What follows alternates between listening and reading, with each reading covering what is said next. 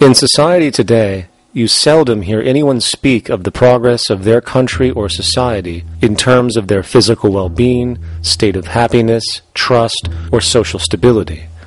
Rather, the measures are presented to us through economic abstractions.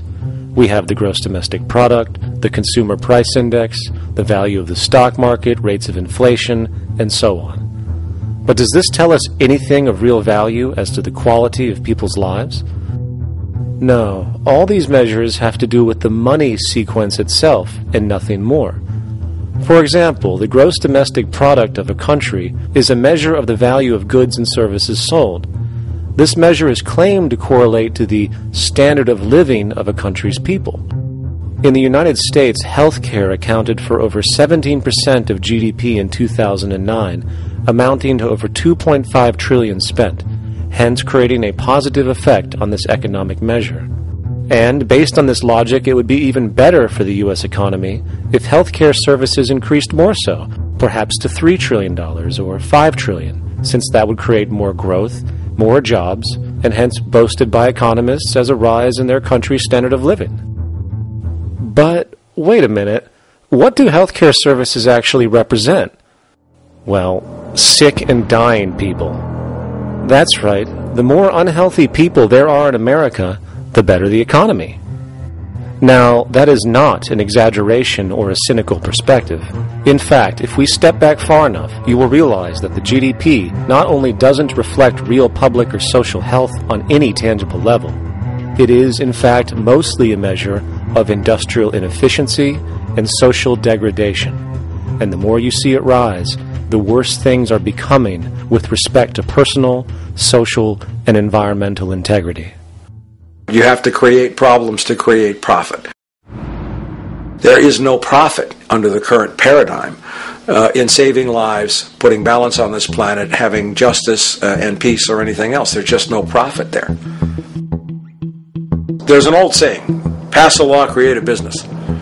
Whether you're creating a business for a lawyer or whatever. So, crime does create business, just like destruction creates business in Haiti. We have now roughly 2 million people incarcerated in this country, and of those, many of them are in prisons run by private corporations, Corrections Corporation of America, Wackenhut, who trade their stock on Wall Street based upon how many people are in jail. Now, that's sickness. But that is a reflection of what this economic paradigm calls for. So what exactly does this economic paradigm call for? What is it that keeps our economic system going? Consumption. Or more accurately, cyclical consumption. When we break down the foundation of classic market economics, we are left with a pattern of monetary exchange that simply cannot be allowed to stop or even substantially slowed, if the society as we know it is to remain operational. There are three main actors on the economic stage: the employee, the employer, and the consumer. The employee sells labor to the employer for income. The employer sells its production services and hence goods to the consumer for income. And the consumer, of course, is simply another role of the employer and employee, spending back into the system to enable the cyclical consumption to continue. In other words, the global market system is based on the assumption that there will always be enough product demand in society to move enough money around at a rate which can keep the consumption process going. And the faster the rate of consumption, the more so-called economic growth is assumed, and so the machine goes. But hold on, I thought an economy was meant to, economize? Doesn't the very term have to do with preservation and efficiency and a reduction of waste? So how does our system, which demands consumption and the more the better, efficiently preserve or economize at all? Well, it doesn't. The intent of the market system is, in fact, the exact opposite of what a real economy is supposed to do, which is efficiently and conservatively orient the materials for production and distribution of life-supporting goods. We live on a finite planet with finite resources, where, for example, the oil we utilize took millions of years to develop, where the minerals we use took billions of years to develop. So, having a system that deliberately promotes the acceleration of consumption for the sake of so-called economic growth is pure ecocidal insanity. Absence of waste, that's what efficiency is. Absence of waste. This system is more wasteful than all the other existing systems in the history of the planet. Every level of life organization and life system is in a state of crisis and challenge and decay or collapse. No peer-reviewed journal in the last 30 years will tell you anything different. That is that every life system is in decline, as well as social programs, as well as our water access. Try to name any means of life that isn't threatened and in danger. You can't. There really isn't one, and that's very, very despairing. But we haven't even figured out the causal mechanism. We don't want to face the causal mechanism. We just want to go on, that's what insanity is, where you keep doing the same thing over and over again, though it clearly doesn't work. So you're really dealing with not an economic system, but I would go so far as to say an anti-economic system. There's an old saying that the competitive market model seeks to create the best possible goods at the lowest possible prices.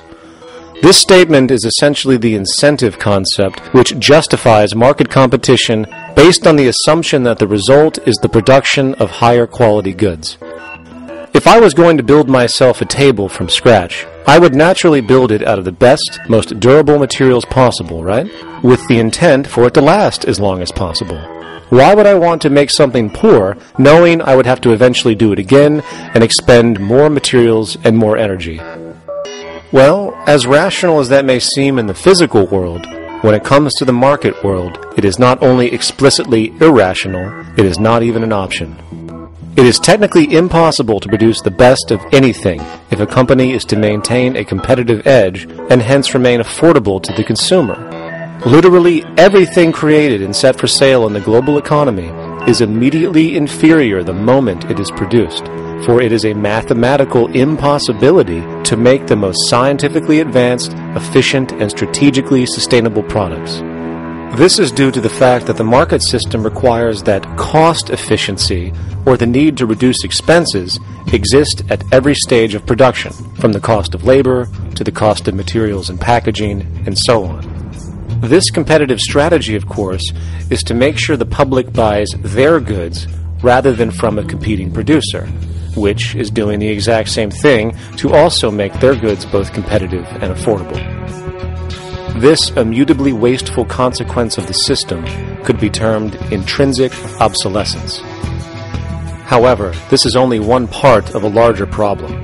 A fundamental governing principle of market economics, one that you will not find in any textbook, by the way, is the following. Nothing produced can be allowed to maintain a lifespan longer than what can be endured in order to continue cyclical consumption.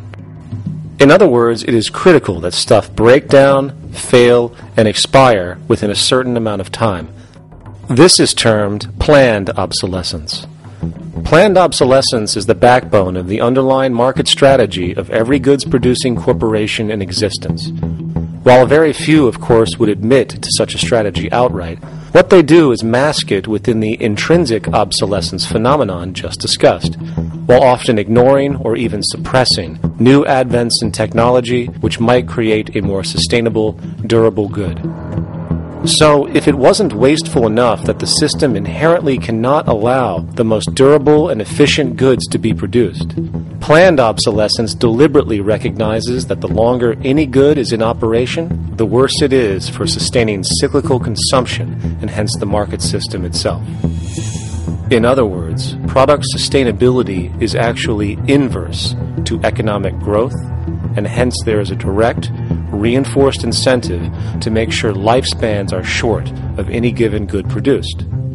And in fact, the system cannot operate any other way.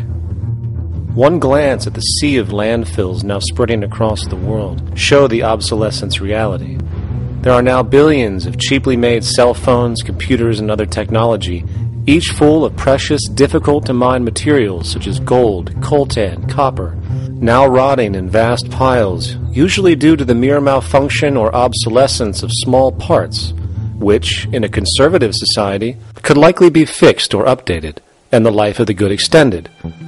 Unfortunately, as efficient as that may seem in our physical reality, living on a finite planet with finite resources, it is explicitly inefficient with respect to the market. To put it into a phrase, efficiency, sustainability, and preservation are the enemies of our economic system.